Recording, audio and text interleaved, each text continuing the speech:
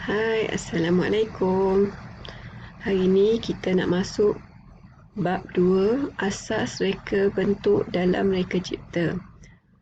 Okey, di akhir bab ni kamu kena kenal pasti 7 prinsip reka bentuk dan 7 elemen reka bentuk.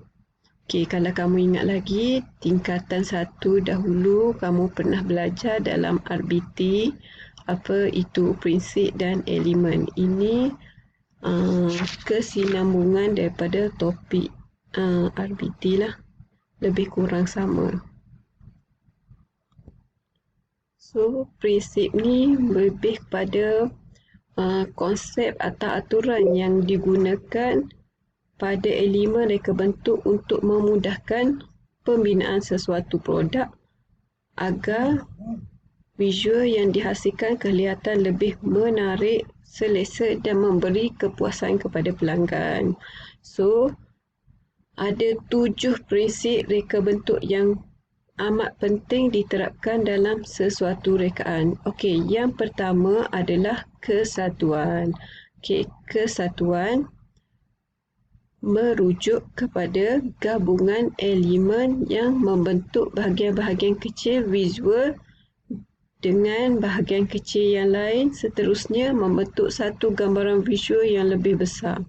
Okey, dia kata gabungan bahagian-bahagian kecil, satu bahagian kecil ni memberi satu gambaran visual yang lebih besar.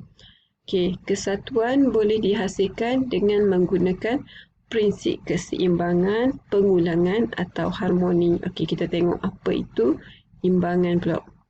Okey, imbangan ataupun keseimbangan dicapai dengan mengagihkan gabungan elemen-elemen objek, warna, tekstur dan ruang pada visual ni secara sama rata untuk mencapai kestabilan. Okey, maksudnya imbangan ni dia agih elemen-elemen satu objek, warna, tekstur dan ruang pada visual tu secara rata untuk mendapat keseimbangan. Okey, keseimbangan ni terbahagi kepada 3. Kalau kamu tengok ni ada imbangan simetri, iaitu elemen keseimbangan yang digunakan pada sisi rekaan yang sama dengan sisi rekaan yang lain. Okey, contohnya yang ni, imbangan sisi rekaan kanan dan kiri sama. Okey, imbangan bukan simetri. Imbangan bukan simetri. Okey, ni kalau kamu nampak ni di tepi, di bawah muka cikgu ni. Okey, imbangan bukan simetri. Apa maksudnya? Sisi antara satu sama lain berbeza tetapi kelihatan stabil juga. Okey, imbangan jejari pula ialah imbangan elemen yang disusun di sekitar satu titik tengah. Okey, ni satu titik tengah. Elemen ni disusun di sekitar satu titik tengah. So, ia boleh jadi serupa. Itu dipanggil keseimbangan. 3 jenis keseimbangan. Simetri, bukan simetri dan juga imbangan jejari. Okey, seterusnya prinsip yang ketiga adalah penekanan. Apa maksud penekanan ni? Penekanan ni adalah prinsip visual yang menangkap perhatian pandangan ataupun menjadi titik fokus pandangan. Okey, biasanya kamu tengok penekanan. Apa yang kamu nampak daripada gambar ni? Okey, satu, penekanan dari segi warna. Okey, kita tengok di sini ada semua hitam. Penekanan kat sini ada warna merah. Ni penekanan dari segi warna. Ni apa dia? Penekanan dari segi apa ni? Okey, hitam, ni pun hitam. So, apa beza? Dari segi saiz. Ni menyerlah lebih nampak sebab apa? Lagi besar berbandingan ni. Walaupun shape sama, okey. Tapi ni lagi besar. Penekanan dari segi saiz. Okey, ni pula apa dia? Yang lain bentuk diamond macam ni, tiba-tiba bentuk bulat. So, penekanan dari segi rupa. Rupa yang ni bulat, yang ni diamond, tak sama. So, dia kata Kebiasaannya, penekanan ni dihasilkan dengan mewujudkan pertentangan atau kontras antara satu sama lain. Ni kontras dari segi warna, ni kontras dari segi saiz, dan satu lagi tu kontras dari segi rupa. Okey, seterusnya yang keempat, pergerakan. Prinsip pergerakan ni adalah keadaan yang bergerak. Nama pun pergerakan. Bergerak, bergetar, bergoyang, beralun dan bersinar-sinar. Okey, fungsi utama prinsip ini adalah memberi kesan lebih realistik terhadap sesuatu rekaan.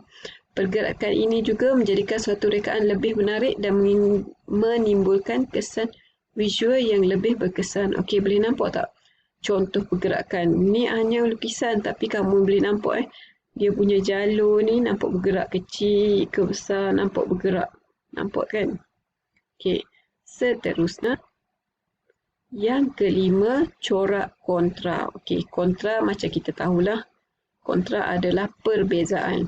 Okey, corak kontra ni digunakan untuk menarik perhatian, memberi fokus dan kesan pergerakan. Corak kontra ni dia boleh hasilkan melalui penggunaan unsur seni, teknik atau bahan. Okey, prinsip kontra ni wujud apabila unsur-unsur seni bertentangan atau bercanggahan dalam sesuatu gubahan.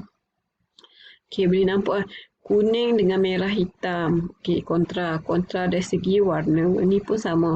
Kontra dari segi warna. Okey, contoh corak kontra. Okey, ni lagi satu ke atas. Contoh antara warna buah ni, buah blueberry biru dengan blueberry merah. Ni kontra lah dari segi warna. Percanggahan, perbezaan warna yang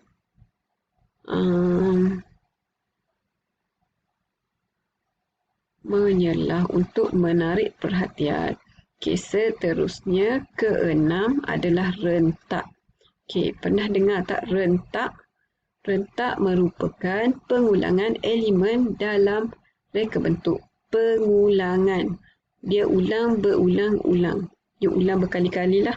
Rentak boleh mewujudkan perasaan pergerakan. Okey, lebih kurang sama dengan tadi pergerakan. Tapi dia juga membentuk corak dan tekstur.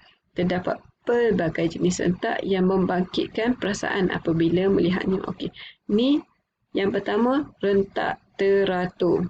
Okey, rentak teratur, ritma ini berlaku apabila selang antara elemen sama saiz dan panjang. Ini sama saiz. Apabila berlaku elemen sama saiz dan panjang. Okey, rentak mengalir. Apa pula rentak mengalir? Ini adalah rentak mengalir. Ritma ni memberi satu perasaan pergerakan. Okey, nampak tak ia bergerak? Okey, last sekali rentak progresif. Ritma ni menunjukkan jujukan urutan bentuk melalui langkah pergerakan progresif. Okey, ini jujukan urutan progresif. Akhir sekali, corak. Corak dalam rekaan pula merupakan satu asas utama dalam penghasilan sesuatu karya. Prinsip corak merupakan suatu bentuk kreatif artistik yang dapat memenuhi keperluan domain kognitif, psikomotor dan afektif.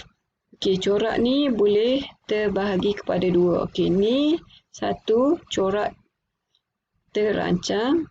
Okey, nampak kan? Sama bentuk, sama ni, sama warna, sama shape. Okey. Yang ni pula contoh corak tidak terancang. Okey, walaupun sama shape tapi dalam dia corak yang berlainan. Okey. Boleh faham setakat ni? Kalau ada apa-apa soalan boleh tanya selepas ni.